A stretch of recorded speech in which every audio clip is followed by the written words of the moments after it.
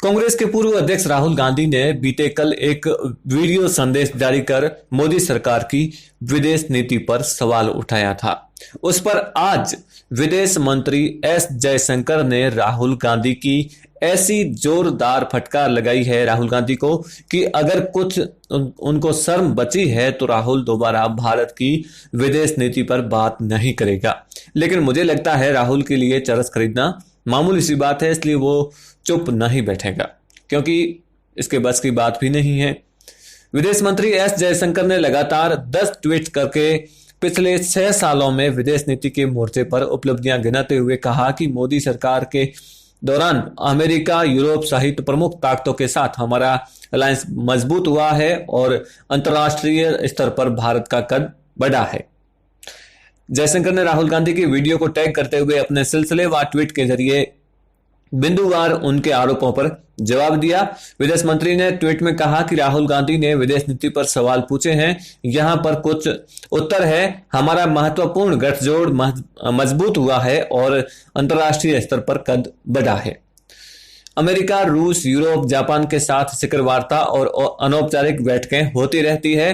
चीन के साथ हम राजनीतिक रूप से अधिक बराबरी के स्तर पर बात करते हैं, विश्लेषकों से पूछें।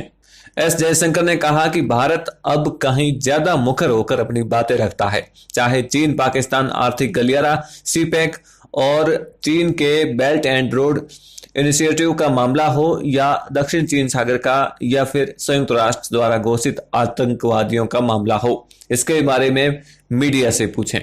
एस जयशंकर ने यह भी कहा कि मोदी सरकार सेना को मजबूत करने की कोशिश कर रही है। 2008 से 2014 की तुलना में 2014 से 2020 के बीच सेना के लिए बजट 80% तक बढ़ाया गया है। 32% ज्यादा सड़कें और 99% ज्यादा पुल बनाए गए हैं। पड़ोसी देशों के साथ भारत के रिश्तों को लेकर राहुल गांधी ने अपने वीडियो में कहा कि पाकिस्तान को छोड़कर भारत के सभी पड़ोसी देशों से सहज रिश्ते थे, लेकिन अभी ऐसा नहीं है। इसके जवाब में एस जयशंकर ने एक एक पड़ोसी देश के साथ भारत के मौजूदा रिश्ते के बारे में बताया और यूपीए सरकार को भी घेरा। उन्होंने कहा कि पाकिस्तान के साथ जिसे राहुल ने छोड़ दिया था, निश्चित तौर पर एक तरफ बालाकोट और उरी तो दूसरी तरफ शर्म अल शेख हवाना और 26/11 के बीच अंतर है। इस बारे में स्वयं से पूछें।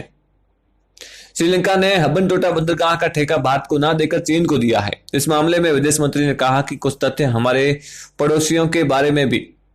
श्रीलंका और चीन के बीच 2008 में हम्बनटोटा बंदरगाह को लेकर समझौता हुआ था। उनसे पूछें जो इससे निपट रहे थे। जयशंकर ने कहा कि मालदीव के साथ कठिन संबंध था। जब 2012 में भारत राष्ट्रपति नासीद की सरकार को गिरता देख रहा था और चीजें बदली है, हमारे कारोबारियों से पूछें।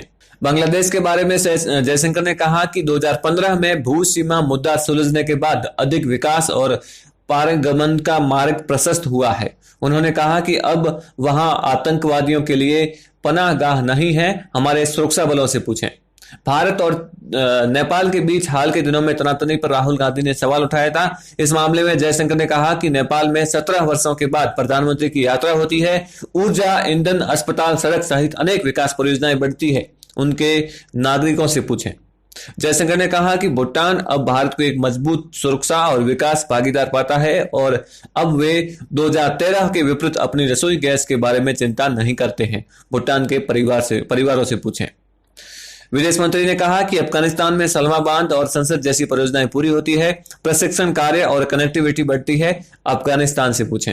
दरअसल कांग्रेस नेता राहुल गांधी ने अपना एक वीडियो जारी कर बताया कि बीते 6 सालों में ऐसा क्या हुआ था जो चीन ने भारत के खिलाफ आक्रामक होने के लिए यही वक्त चुना। तो फिलहाल इस वीडियो में बस इतना ही। आपकी क्या राय है इस बारे में कमेंट करके जरूर बताएं। अगर हमारा वीडियो पसंद आए तो लाइक कीजिए, शेयर कीजिए और ऐसी ही वीडियोस के लिए अपना इंडिया चैनल को सब्सक्राइब कीजिए। जय हिंद, जय भारत।